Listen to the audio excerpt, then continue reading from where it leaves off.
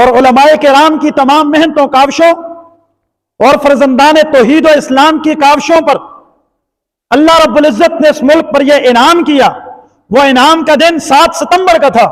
7 ستمبر 1974 کو پاکستان کی اسمبلی سے بھی باضابطہ طریقے سے مرزائیت کی ہر شک کو کفر قرار دیا گیا. یہ بڑا مبارک دن تھا. اور میں قربان جاؤں ان علماء کرام کی جد و جہد پر. مخدومۃ المسلمین فخر الفقہاء حضرت مولانا مفتی محمود صاحب رحمۃ اللہ علیہ کی قیادت تھی. یہ علماء کے سرخیل تھے. ان کے قافلے میں شاہ احمد نورانی رحمہ اللہ اور کئی دیگر علماء. انہوں نے مسلسل اس عظیم جد و جہد کو پائے تکمیل کو پہنچایا.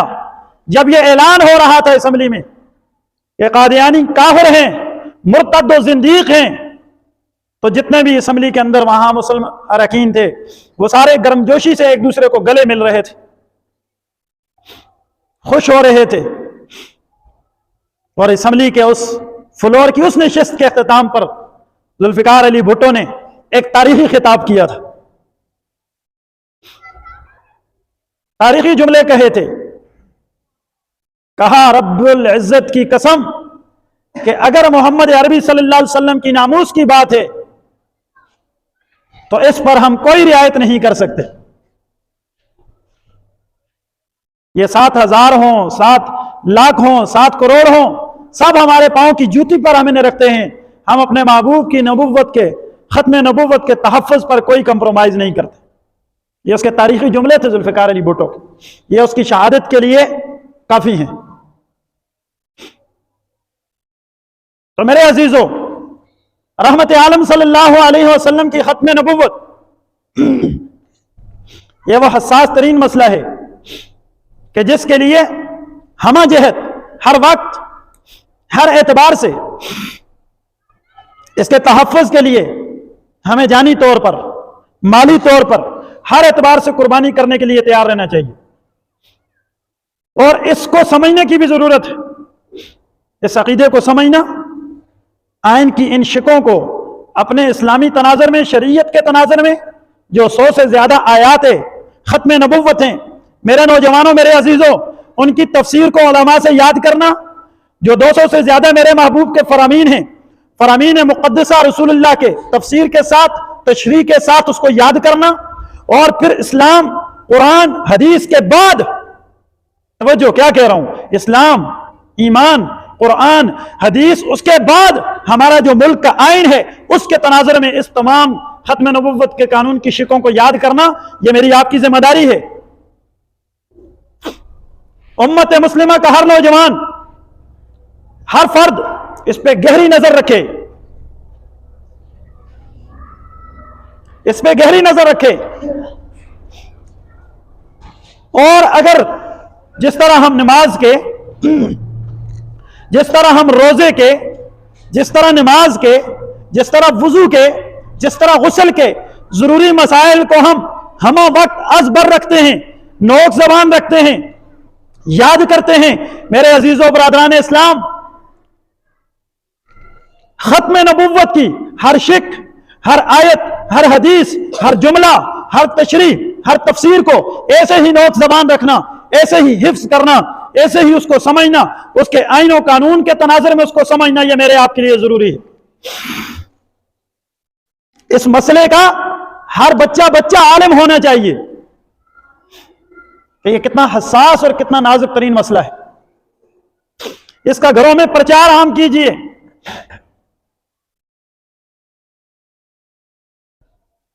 ہمارے قرآن و حدیث کی، اصحاب پیغمبر کی آپ نے تفصیل سنی. اس سے قبل آؤ ذرا چند جملے تمہیں آئین کے بھی سناؤں کہ جس قرآن و حدیث کے ضمن سے ہمارا آئین اخذ کیا گیا ہے، قانون بنایا گیا ہے ہمارے ملک کا. اس میں یہ بات طے ہے کہ قادیانی مسجد نہیں بنا سکتے، ان کی عبادت گاہ کو مسجد نہیں کہا جائے گا، وہ اپنی عبادت گاہ میں مسلمانوں کی طرح اذان نہیں دے سکتے، وہ اپنی مذہب کی تشہیر اور اس کی دعوت نہیں دے سکتے. یہ طے شدہ قوانین ہیں ہمارے. میرے عزیزوں، عام کافروں میں اور ان میں فرق یہ ہے، باقی کافروں میں اور ان میں فرق یہ ہے کہ یہ زندیق و مرتد ہیں. باقی کافروں کے ساتھ ایک ملک کے اندر ایک ریاست میں گزارا ہو سکتا ہے، لیکن ان کے ساتھ گزارا اس لیے نہیں کہ یہ غدار نبوت ہیں.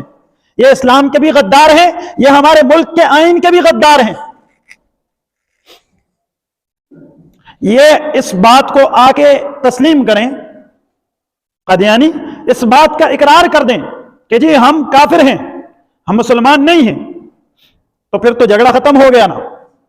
لیکن وہ اس بات کو تسلیم نہیں کرتے، وہ اپنے اوپر لیبل لگاتے ہیں، وہ اسی کلمے کا سہارا لیتے ہیں جو میں اور آپ پڑھتے ہیں. اب ایک مرزائی قادیانی آ کے کہے میں بھی کہتا ہوں لا الہ الا اللہ محمد رسول اللہ، تو ہمارے نوجوانوں کو کیسے بہکا سکتا ہے؟ وہ کہیں گے ہمارے نوجوان کہ یہ یہی قرآن پڑھتا ہے، یہی کلمہ پڑھتا ہے. تو اس سے پوچھا جائے گا کہ تیرے محمد رسول اللہ سے کون سے محمد مراد ہیں؟ تو کس نبی کی طرف اشارہ کر رہا ہے؟ اس لیے میرے عزیزوں، ان تمام حساس و نازک مسائل پر عبور رکھنا امت مسلمہ کے ذمہ فرض ہے. ہم میں سے ہر ایک کو اس تمام تر مسئلے کی تمام شقیں، تمام جزیات یہ یاد ہونی چاہیے. عزیزان گرامی قدر، اب آئیے حالات حاضرہ پر.